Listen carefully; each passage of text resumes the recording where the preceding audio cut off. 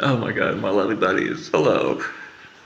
So this is a video about maps and Rick Doblin and MDMA. So, there's a huge debate about maps and Psymposia. So maps was pushing MDMA through the phase 2 clinical trials. Called MAPS AT for their MDMA therapy program. And they were probably going to get through the clinical trial, but then Psymposia, which is like a psychedelic advocacy group, which is headed by Nessie, what's her name? Nessie Devenant, who I know personally because she went to UPenn and I was studying in Philadelphia at that time, and she was running a psychedelic study group, like a free psychedelic study group for just everybody. And that was before she got sexually abused by I guess some MDMA therapist, but I'm not clear on the exact story. And so that kind of transformed her. I don't know, how she is exactly after that, but she was like a real good, like a good person. Like as far as I can tell, like you would never even believe like this kind of person, And so I'm sure she got some traumatized, after this sex abuse. And so what it produced is she became like super like kind of like trying to protect people from, exactly what happened to her. And which I cannot fault her for that at all. And so people are saying she's very one-sided. She's against MAPS and stuff because of her trauma, which is sort of true, but she's also like, a very respected PhD researcher. And so because she has a lot of academic clout, she was able to basically get the whole MAPS study overturned on various cited flaws, including the sex abuse, that they were doing with at least one woman was found out to have been basically, sexually abused and I think eventually they found out also raped. And Rick Doblin was covering it up for years. And so that's one thing. And then in their actual manual, the MAPS MDMA therapy manual, which you can read online, it's the latest version, by the way, is 2017. What? So it's like 9 years old at this point. So that they were updating it yearly, and then they quit updating it in 2017 for some reason.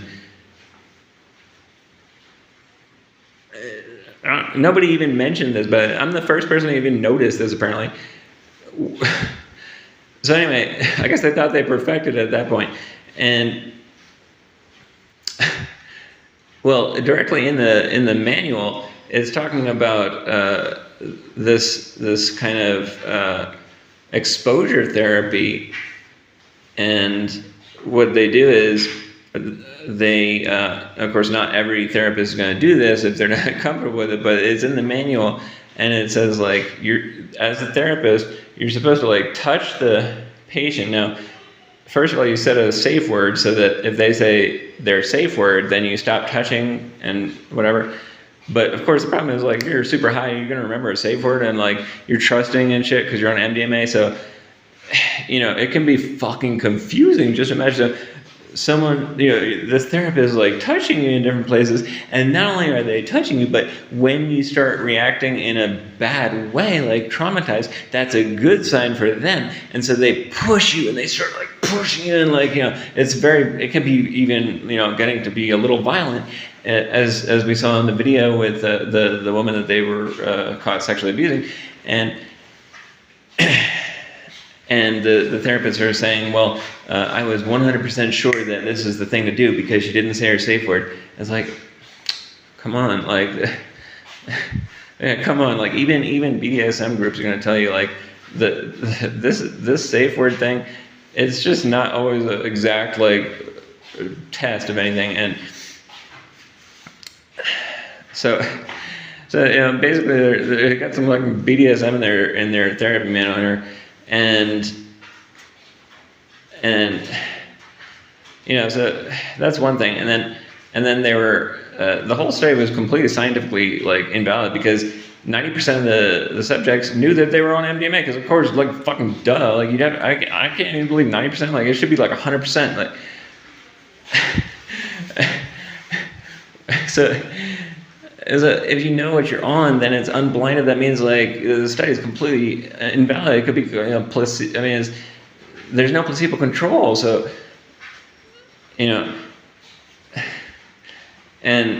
and then the supporters of MAPS are saying, well, the FDA already approved the study, regardless of that whole thing of placebo control. They approved it, and then so why would they disapprove it after Psymposia? Well, they disapproved it because Psymposia was literally just like doing a watchdog thing that they should have been. Any watchdog would say, like, you've approved a study that's completely scientifically invalid from the get-go.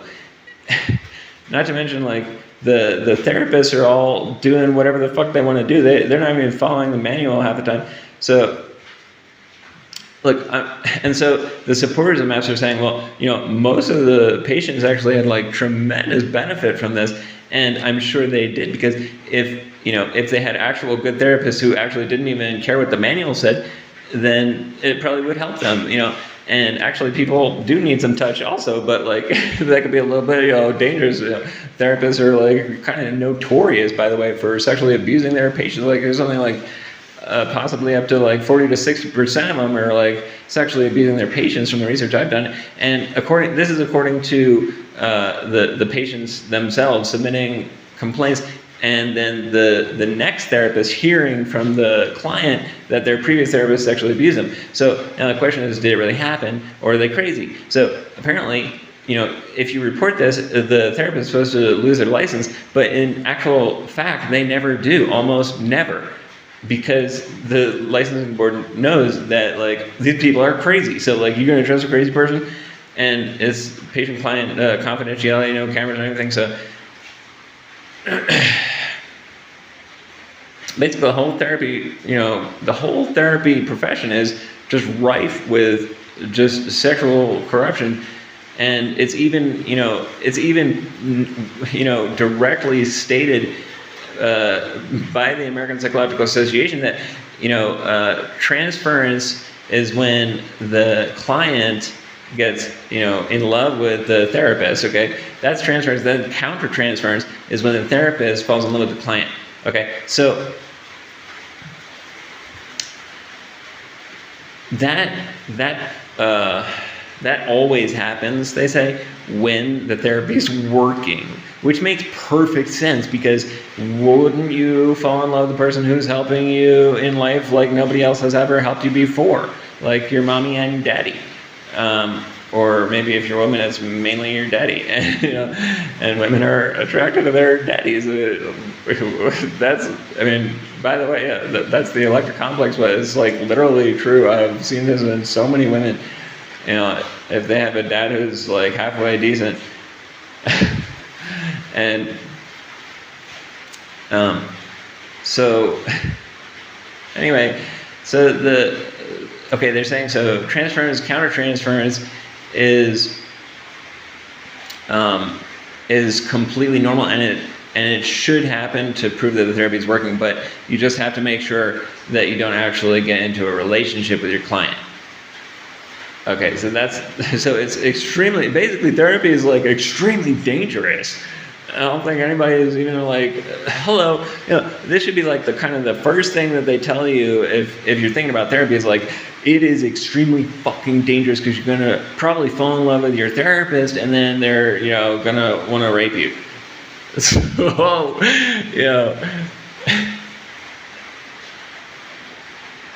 I mean, I mean, obviously, like, that's not happening in like maybe half the cases, and I've been to therapists myself, and luckily they were like older ladies that I wasn't attracted to, except maybe one time, I think it was like a student, I was like, yeah, this is getting a little bit too attractive, I could already see like, so, anyway.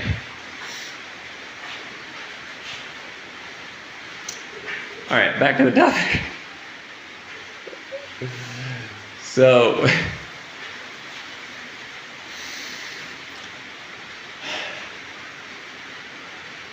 anyway, okay, so MAPS therapists, by the way, they take MDMA all the time themselves, and they go camping together, and and they're just like all like lovey-dovey in love with each other apparently, and it's like it's definitely a therapy cult. That's exactly what it is. And Rick Doblin, he's basically a CIA asset, by the way. He said he interviewed for the CIA, and they offered him a job of psychological profiling world leaders, and he refused the job. Okay, and so that's his story. Okay, so what do you think then? What does that tell you about him? That he's not connected to the CIA? And he had like a hippie commune, by the way, before he started MAPS.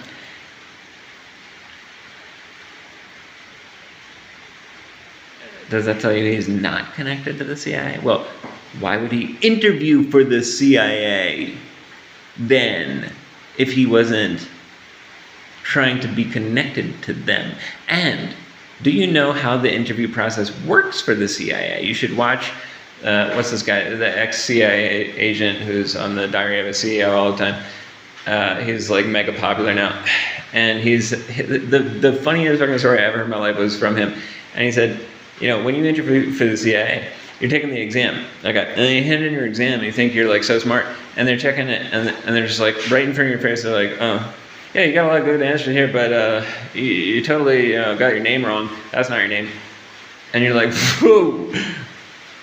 If you react like that, like, but bro, that's my name, you're out. If you say, oh, I'm sorry, what's my name? You're in. That's how it works. So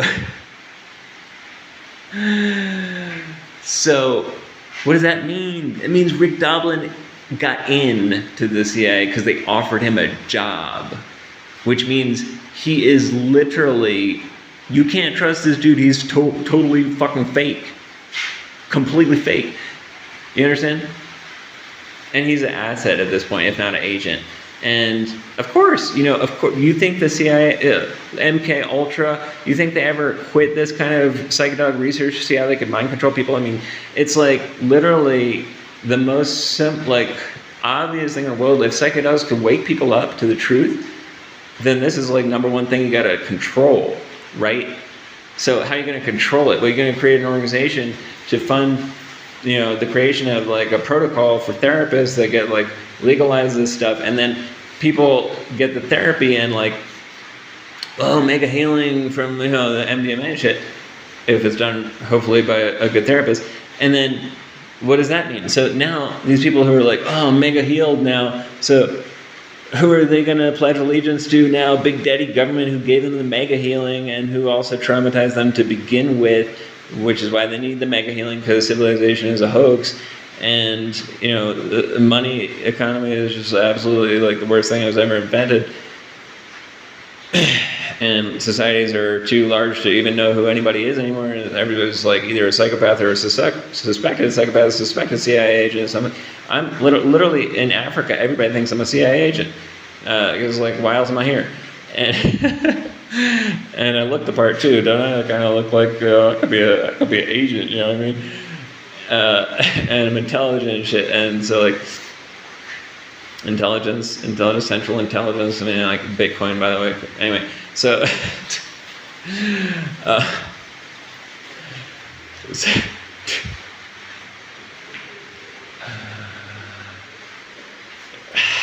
And by the way, watch my coffee cherry video. I'm gonna explain like a lot about why I'm super intelligent. Also, it's not like it's just all in my DNA, but it is also that. But like this is like mega charging my intelligence, and like I figured out why it's like unclear, like whether. Anyway, watch the other video. I'm gonna post that too.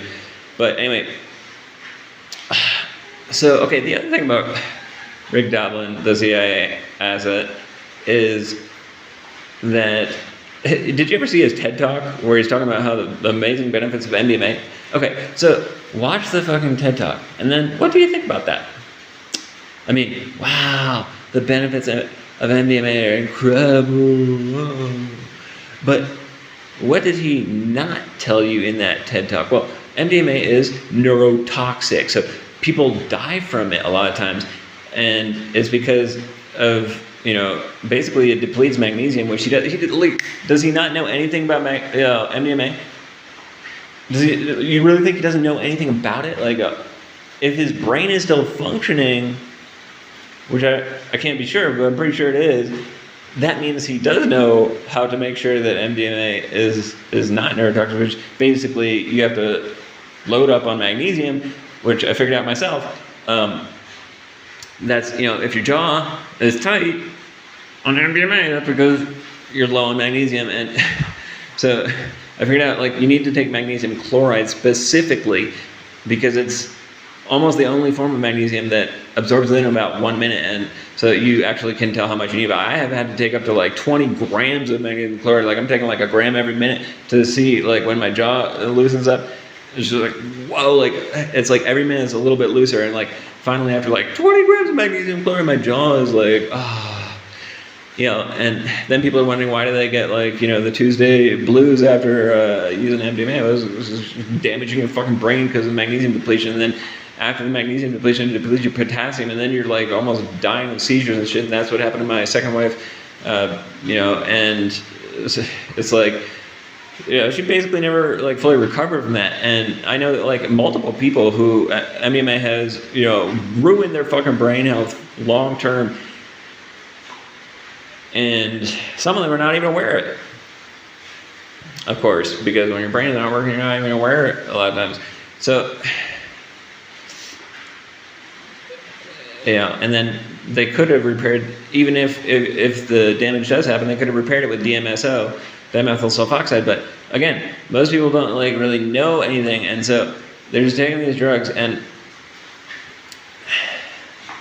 but with Rick Doblin, all the scientists working for him, like, you think he doesn't know? Come on. Yeah. And so he's not telling people the truth, and he's also not even telling the truth about the fact that they don't even know how to test MDMA. There's like a huge fucking debate. I wrote an article about this. mdmakit.exist.com. mdmakit.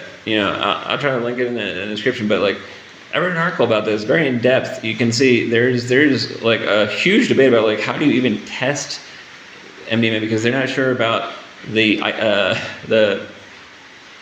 crystal formation. Even if it is the exact molecule, the way that the crystal forms seems to have huge impact. Oh, you want to close? No, it's fine if you're still here. My phone is dying right now. I gotta go try to charge it, but I lost a little bit of what I was saying. Let me try again before I go to get the charger. But regarding the crystal formation, so what a lot of MDMA users have found, who are really in the know of also producing it, is that the best solvent for the final drying phase and recovery phase of producing MDMA is dichloromethane. That's the one that like really produces the fluffiest crystals that actually do make it work way better. And so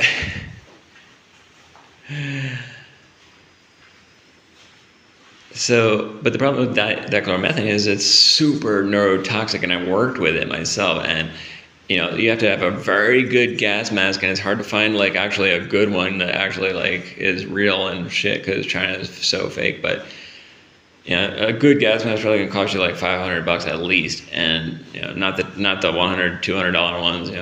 Anyway,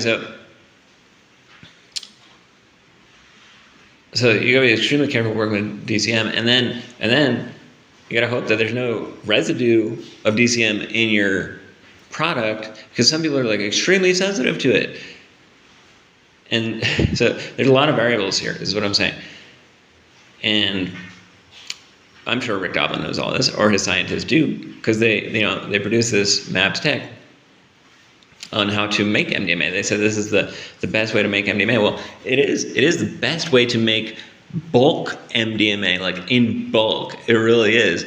And so, but I've tried it, and what I can tell you about it is it's like the rave version of MDMA. It's like, whoa, you're like speedy and happy and just crazy, and like dancing and stuff. But it's like also the more neurotoxic form of it. And it's not the chill therapy lovey form of it. Like the real good MDMA, you would never want to dance. You would literally not want to move, because you're just like so fucking happy and bliss. Like literally you can't even move. You're just like, oh my God, like it's, if you don't know, you don't know. But anyway, so, and of course, like either way, I mean, anyway, so he's basically just like probably even a drug dealer and shit, but he's definitely facilitating the drug dealers selling the cheap bulk shit that'll get you into the raves and shit. And anyway, so this whole debate is like silly. It's absolutely silly. I mean, yes, there's always going to be an adversarial, thing going on. You have a prosecutor, you have a defender, or something like that in the court system. But okay, and then you have people like Jules Evans from the Ecstatic Integration Substack, who is doing a good journalistic job of just trying to keep things a little balanced. But he's still quite critical of MAPS, and he did say that he is really, he's happy that Psymposia did challenge MAPS, and he called them brave. He said they're brave, despite whatever opinions people may have about them. They're brave. And it's funny because the commenters on his Substack are supporting MAPS, and their argument is just like, well, some people have had amazing benefit from MAPS therapy. And I'm like, of course, yes, of course, I'm sure. There's some people always gonna have amazing benefits, like fucking MDMA and therapy. That could be amazing.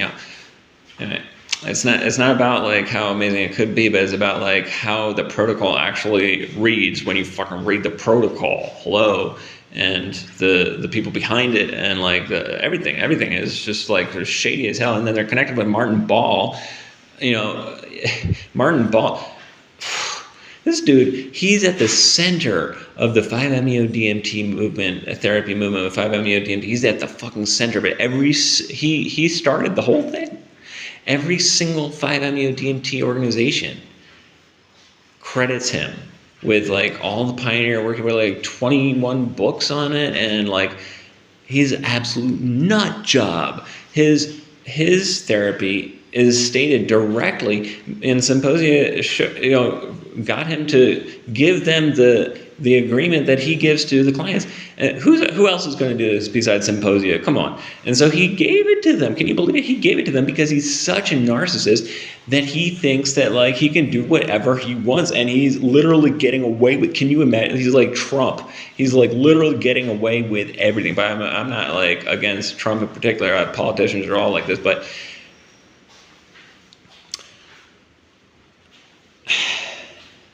so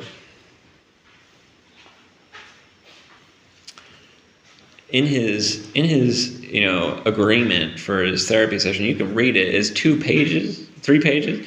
Like page 2, he's saying, I will touch you all over your body, including your pubic area, and I will vomit on you. And he has a YouTube video where he's explaining this. Psymposia found this YouTube video and they publicized it.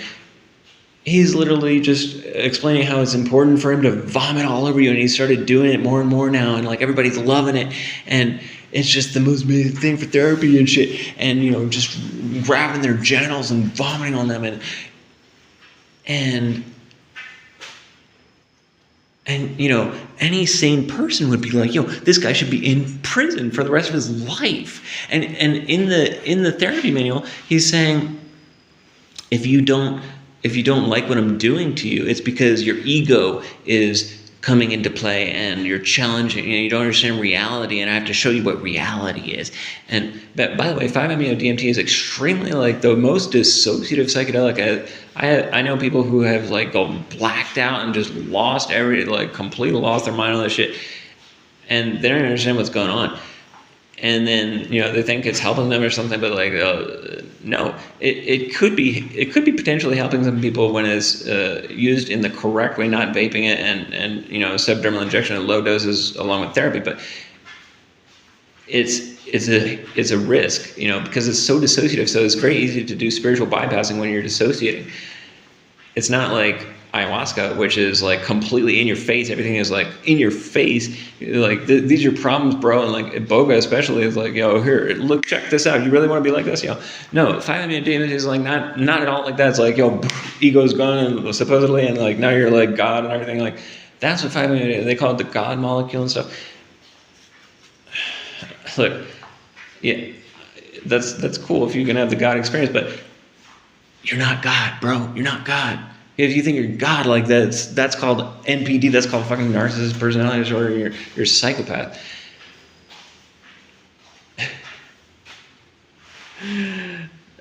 You know, this whole new age, like we're all one bullshit. Like, sorry, I'm sorry, but like no, we're not all one. And that's exactly why spiritual gurus are able to abuse people. By the way, Buddha preached the exact opposite. He said like nibbana. It means unweaving. Unbana, weaving. So he was preaching unweaving the unified perception is the path to ending rebirth, which, I mean, I have, you know, articles about this too. I mean, I wrote a book about this. I mean, but you know, Advaita and all these new Advaitas, and they're saying like, oh, everything's one, and okay, but if everything's one, that means like I can do whatever the fuck I want to you because it's the same as me doing it to me. And so like they're saying the logic is that I would never hurt you because I would never hurt me. But you know, golden rule doesn't necessarily apply if you're into BDSM, does it? I mean, so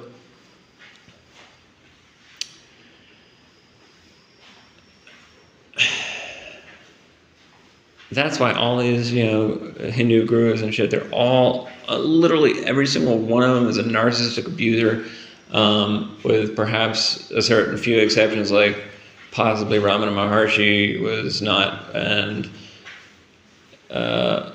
you know, maybe a couple others, but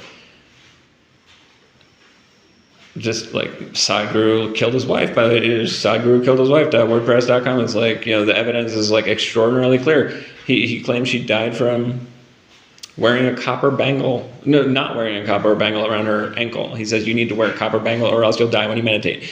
Like, are you fucking retarded? Are you fucking retarded? And he even says everybody who follows him is retarded. And he said that in a video. And you're like, how is it possible that people believe this dude? And the police investigated because her father said that he killed her. And the police investigated and they decided that he didn't kill her. Well, probably because he has like 1 million followers and they're all saying like, no way, he wouldn't do that. And I even have a very close friend who was at his ashram for 6 months before she figured out he was a fake. You know, the brain, we're extremely susceptible as a species to brainwashing. You know, that's why, because we're literally evolved to be brainwashed by our tribe into just reproducing the society that we have.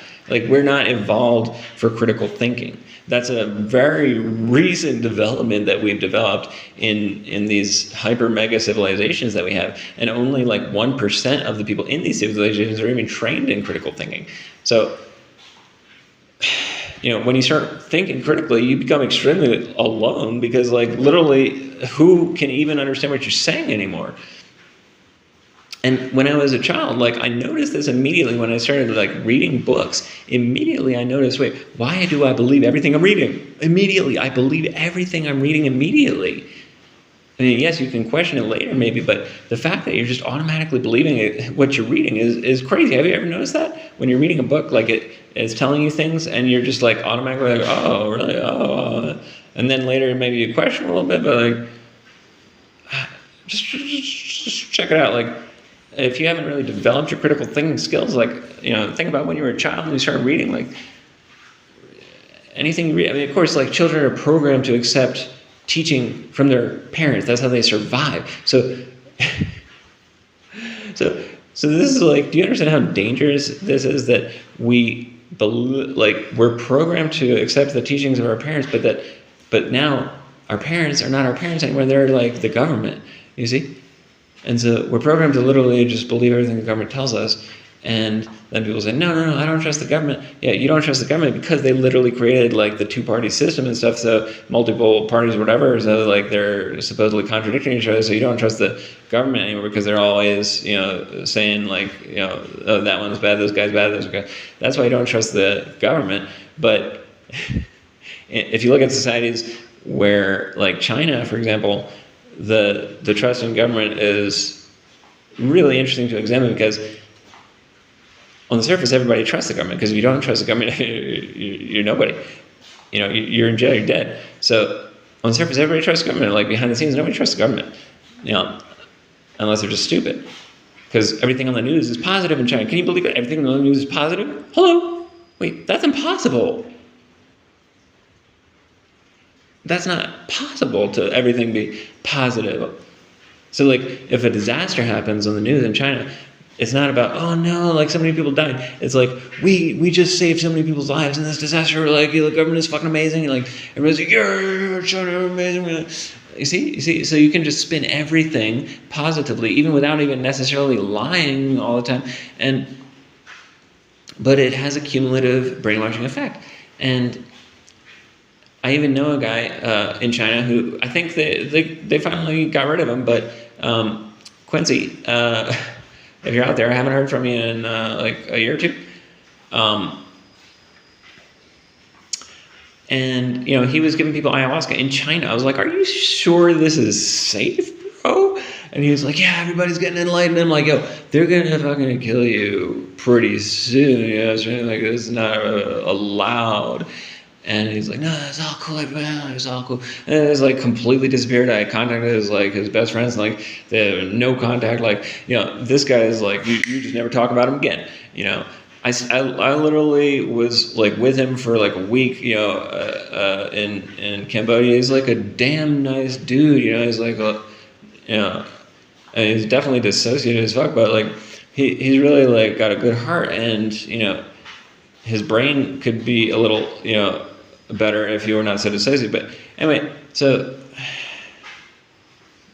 what I'm trying to say is like, and so I asked him, like, what do you think about the government in China? I mean, we're in Cambodia, so he should be able to tell me. I said, well, of course it's all like corrupt at the top, but I like it because the news is always happy, so I'm always happy. And I'm like, wow, okay, that's interesting. That's the psychology that we want. We want to like tell me sweet little lies and stuff. So. Good. I can just go on about like the human psychology is absolutely completely fucked up, and the psychopaths have like taken advantage of that like to the nth degree, and now psychopathy is becoming like in thing. If you're not a psychopath, you're not obviously anything, because you're not CEO of anything. You're not like in charge of anything. Starting wars and shit. Who are you? You're just like maybe the guy that like fights the wars. So anyway, I got way off track. Back to like maps, and I think I'm done with maps. I think I explained that. There's literally nothing left to say. I mean, I have exposed maps way fucking more than Psymposia has, actually. Did Psymposia ever say he's a CIA asset? No, they didn't. Why? It's so fucking obvious. Maybe they're the CIA asset also. Some people suspect Psymposia is funded by the CIA or something.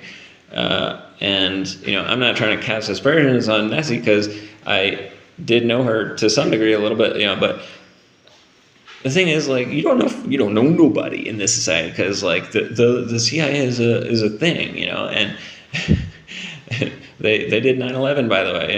That was the CIA busting down the Twin Towers, and, like, the evidence is, like, out, through the roof. And half Americans believe that, and I mean, it's just I could just go on and on about 9/11 forever, but, like, I mean, anyway, all these people heard the explosions before the planes hit and everything. But, basically anybody who's got like half a brain already knows that the government just, kills its own people and then uses that as justification for everything that they do to protect the people. So, like, you understand, like, this is a Stockholm syndrome that we're in. So, it's no surprise that, like, mental illness is through the roof when you're Stockholmed, Anyway, so I could go on forever, and I don't even remember, like, what the, if I was trying to say something or what, but I think I'm done at this point, and I'm guessing you're happy that I